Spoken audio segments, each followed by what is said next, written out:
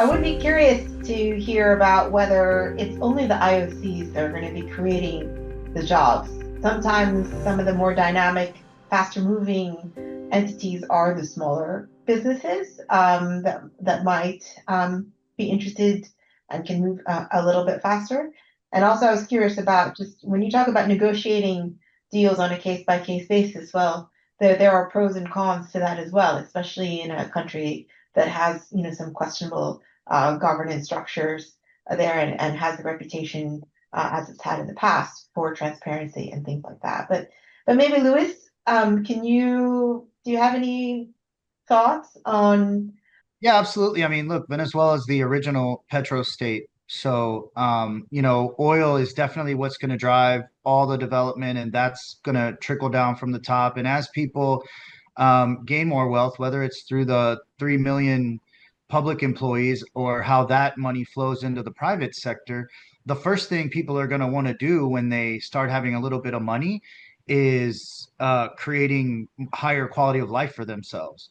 And the way the country stands right now, the best ways to do that are increase energy access, and other critical utilities like water and such, right? And then second, the health system, right? But if you think about this as a phased investment thesis, the jobs come in basically three tranches. The first is rehabilitation and construction, and just the three priority projects I mentioned, El Guri and such, right? They'll require overhaul crews, turbine specialists, high voltage engineers, electromechanical assembly teams, and these are all high skill, high impact, and deployable within months, not years. The second tranche is going to be operators. So productive participation contracts have already demonstrated this. They push production from roughly 900K to 1.2 million barrels per day, with close to $900 million deployed in 2025. So the reform basically formalizes that model, and each field reactivation carries a multiplier of 2 to 3 indirect jobs per direct hire on the patch. So the third tranche, and this is one that determines whether Venezuela achieves escape velocity or just stabilizes, is a development of a modern energy services ecosystem. So maintenance, monitoring, distributed generation, which right now is mostly gas turbines, but should and could be solar, and other grid modernization. These are the recurring revenue jobs that build a sustainable economy and not just an extractive one. I like how you framed it that the jobs come in three tranches and across three different spectrums. So yeah, I would be interested in hearing reviews with your experience in some of these other fragile and complex states. How does the job creation roll in from the short, medium, and long term? Like what should we be expecting to see in terms of immediate job creation, and where would that be? Would it be in the U.S.? It's in Venezuela. What are the kind of skills programs that we need to be putting into place, thinking about to jumpstart that? Immediate workforce priorities. Obviously we have to wait for the actual transition to happen, so we can have legal contracts in place and we can actually have a legal structure, but also a safe environment for people to operate in. And details such as the ones that Louise are bringing to the conversation, the reliable power, the reliable grid, in order to be in some form or fashion organized in such a way that we can actually say, okay, we're going to work in an organized manner. In the meantime, any type of job that is being created right now is simply new reaction type jobs that are coming to the market because obviously large operators as well as the small operators are entering the country in order to find jobs or generate jobs. But the possibility of getting an exponential development of jobs right away is very implausible. But it could come, it could potentially happen. But the technical skills reactivation is necessary. The technical operating territory is necessary as well. I mean, we probably have very abandoned fields that need to be brought to operational status and legal compliance and safety compliance as well. So a lot of factors have to take place before we can say that we are bringing up an emerging workforce deployment project. But first of all, we need to give the IOCs the opportunity to enter the country, and they need to feel comfortable with the safety, security, and the power grid generation and stabilization before they actually start operating in an orderly fashion.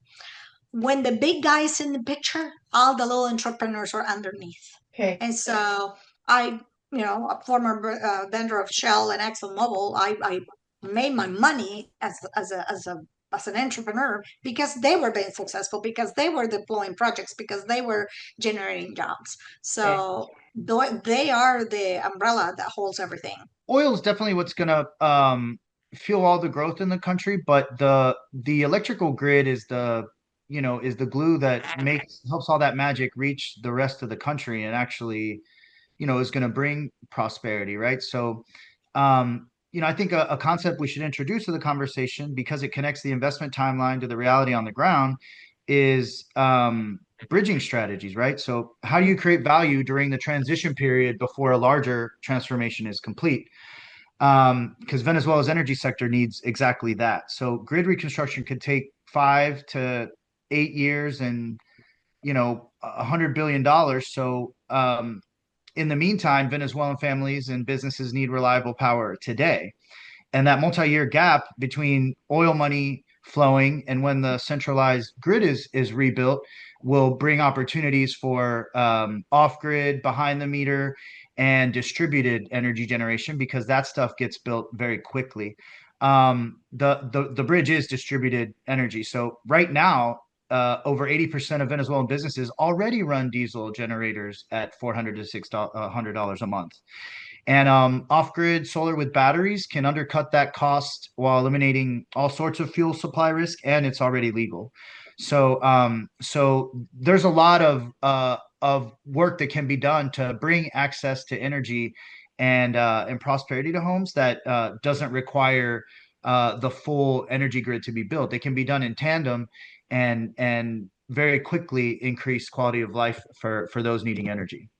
What I'd really like to hear as we close up this discussion is just some of your main takeaways. What should the audience and what should we be looking out for in terms of progress or lack of progress in Venezuela in the next 6 to 12 months? Reforms create opportunities, but not always certainty, and the geopolitical environment is very unstable. And like Sonia mentioned, job creation depends a lot on execution. There's investment, and I think we all also alluded to the governance structure and the business environment. So maybe Roland, maybe we can start with you. Just a few reflections on what to look out for and how do we know it's working? One fact that most people abroad don't know is that livelihood in Venezuela has actually improved in the past couple of years, even before January 3rd of 2026. So I would say that Caracas at least resembles more what we had in 1995 that we had in 2015, for instance. We're still a long way to go, especially when it comes to public utilities. And Luis can attest to this, electricity grid has been, probably the thorn on the side of the Venezuelan government for the past few years, and it will remain so just on account of being so capital intensive, to bring back to life. But, if I were an oil engineer living abroad looking into potential opportunities in Venezuela in the future, one thing I will for sure keep my eye on is, oil production. This, this is hardly a secret for anyone. When it comes to Venezuela, as I mentioned before, it's a one-trick pony of an economy, and if you're going to follow a single proxy for whatever is relevant in Venezuela, it's going to be oil production. Nowadays, it's probably somewhere between 1 to 1.2 million barrels per day, but it does have a lot of upside. And I think that is a metric that somehow translates or provide some sense of what level of foreign investment is trickling down and flowing into the Venezuelan economy. So further investment means more opportunities, for energy, labor, and specialized workforce living abroad, looking into opportunities in Venezuela. Other than that, I would say like whatever marquee, like flashy agreement is advertised between the Venezuelan government authorities, and IOCs, multilateral investors such as the IDB or the CAF in Latin America. I think that is a very important factor to keep well appraised at. Hey, Roland, can I ask you real quick? Do you think that the current way the oil revenues are being managed with this escrow account and all that stuff is going to result in money flowing down in a more transparent way to the people, or is it something else? I don't know. I mean, there is a middleman between the escrow account and the people, right? So you have actually policymakers in the country that somehow are the ones who, through their policies, basically decide how to invest. And then this is the case for whatever country it is. In the case of Venezuela, what I would say is that now we have probably added oversight over those funds. I'm not sure we have added oversight in terms of how those funds are deployed internally.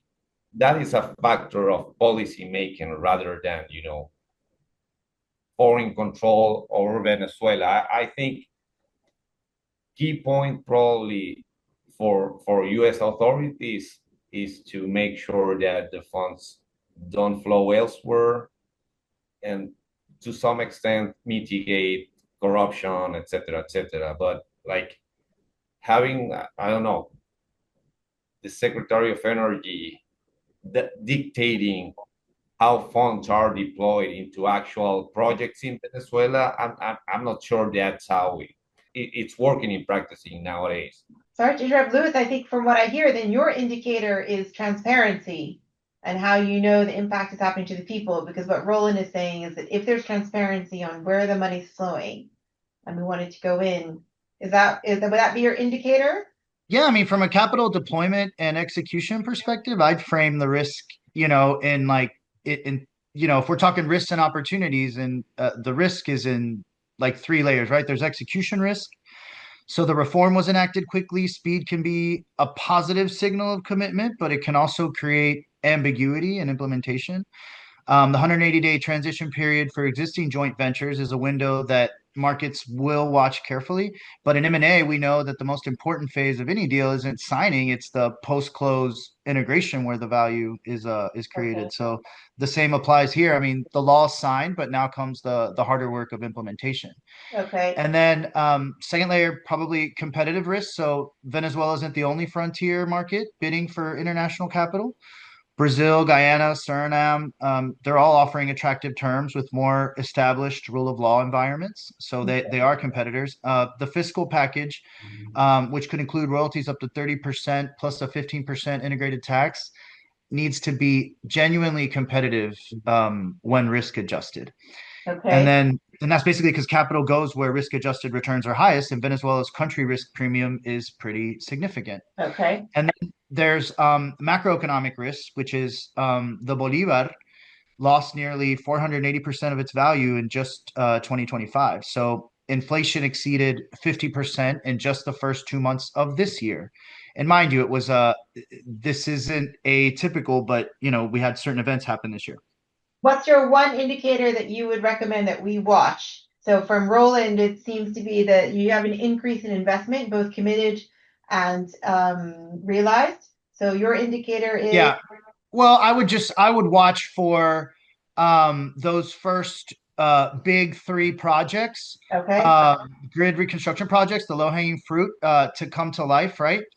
And that would be the Guris Casa de Máquinas number 2. It Okay. would be Planta Centro in Carabobo and Tocomo Dam. If they get those 3 projects up and running soon, that's 10 gigawatts of energy. That would indicate a serious turnaround because they're grabbing the low hanging fruit and because they're positioning themselves for broader transmission and distribution with those assets being online. Okay. Good. And then Sonia, in your closing, what's your view on the main indicator that would indicate to us that Venezuela is on the right track? Well, I believe that Venezuela needs a reconstruction process, not just a simple transition. So right now we are working in the transition, but very soon we should be getting ready and serious about the actual reconstruction. And that implies workers, jobs, skills, sustainability, infrastructure, grid, everything that Luis mentioned earlier. But also, Venezuela represents the largest workforce economy Great. to be rebuilt. And it's an opportunity for people to either come back to Venezuela and rebuild their lives, or it's an opportunity to stay outside the United States. And now we have lost over 9 million Venezuelans. That's the size of London. So picture London being completely empty. That's exactly what we're losing here. Yeah. So this talent is in diaspora. We have to bring it back. Offer opportunities that represent a substantial incentive for this talent, because this is talent that went away, and bring it back, right? Can we bring it back? Is this just economic recovery and workforce strategy, or is it policy and labor policy, or is just people repatriation of individuals and professionals that could help rebuild Venezuela? We have to take into consideration all of these factors, but as Luis mentioned, the focus on the grid and the making a modern Venezuela in terms of power and power generation and electricity is super important as well. That will generate jobs, and but the infrastructure is not only a great multiplier, but is also the rehabilitation force power behind it. So Okay. it's super important that we get to that point. The labor And to your, market. yeah. Go And ahead. to your point, Sonia, the most important thing is the talent, right? Like most companies can suffer a brain drain, right? What we call this in M&A is it's called a talent liquidation event. I mean, Okay. imagine that. It was like the talent was wiped. It wasn't like a little bit of a few smart people ran away. Like a liquidation event is what this is considered from a human capital perspective. And hopefully, with all the people there needing so much preparation with things like public school going only a few days a week, there's a lot of technical debt and educational debt, right? But there is some hope because the diaspora does bring best practices from all over the world, and hopefully that's something that Venezuela can count on through its reconstruction. Definitely. Good. But the recovery requires repatriation incentives and diaspora engagements and fast track credential recognitions. A lot of these people got educated or re-educated in Spain or other countries, even in the United States. So how do we recognize what they learn and what they bring to the country, and what incentives do they have to actually come back and help generate jobs and train others? Because leadership is zero as well. So Well, and one big part of leadership, and the greatest leaders of our generation in Venezuela can attest to this, is not waiting for the perfect time. So it will also take a complete re-engineering of the education system, the energy policy, and the industrial policy, and they all have to work together, which is the model that we have implemented here in GED and has been so successful across the world and helping reconstruct. I think like a resizing of private sector economy is key in Venezuela.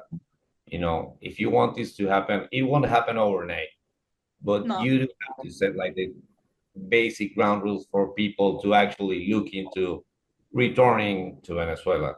I don't okay. think that's happening at this point. Like private sector economy needs to grow significantly. Venezuela, as Luis mentioned well before, is the quintessential petro state, and I do think that is a dynamic that needs to be broken at some point. Otherwise, it will prove very tricky for talent to, flow back into the country. There's a huge stigma for Venezuelans living abroad to return to work for the national oil company, for Mm. instance. That like that stigma will take some time to be like to wipe away or sort of forgotten. So we do have like actual needs nowadays, and I do think like a resizing of the private sector economy is key to that for that to happen in the short to mid term. And also that it's moving to a diversified economy from what you called a one trick pony, because in theory, like having a one trick pony economy creates all sorts of adverse economic effects where it actually makes other industries in the company unable to compete, based on how strong your single resource economy can be. So again, with the diaspora has talent in so many things other than oil, and even in just energy, right? So, we talked about the hydrocarbons law being a framework. We've seen all sorts of things that may mean something or may mean nothing. Like I believe President Trump, shortly after January 3rd, provided a tweet that said something about all materials necessary to rebuild the electrical grid were going to come from the United States.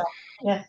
I mean, if that's not written in a law, it's just I don't see how it could ever happen. Like going with our American price components into Venezuela and competing with Chinese Mm. things that cost a 20th, and trying to sell this to people who are just starting to make more than 33 cents a month, right? So anyway, huge bridge to gap, but you know there is there's But definitely more than just oil talent that we have coming from outside. yeah, that is a very like glass half full approach, and I think that it's the right approach. Like, let's be honest, like Venezuela saw this a century ago. First oil in Venezuela was 1914, somewhere around that, and it took some like 3 decades for the country to actually become a well-developed country, at least within the Latin American standards. It won't take 30 years this time around. That is my take. It won't Wow. take a couple of years either. So it's going Wow. to be somewhere in the middle. I just want to thank you again, your amazing insights into a very narrow hydrocarbon law topic that you guys have managed to cover across the board: business environment, private sector investment, job creation, very specific on grid reconstruction, and which will bring up the 10 gigawatts immediately. So, One more piece of optimism before we take off, please, because I sense you're getting ready to leave. Is just that look, starting in the 50s when Venezuela, truly became a petrostate and we partnered with American oil companies, it was the most prosperous time in the history of Venezuela. And a lot of those remnants remain. And, whatever we've been trying for the past 26 years as far as partnerships and stuff has not delivered the same level of transparency or prosperity. And hopefully, what is to come looks more like what we lived in the 50s. That's all I want to say.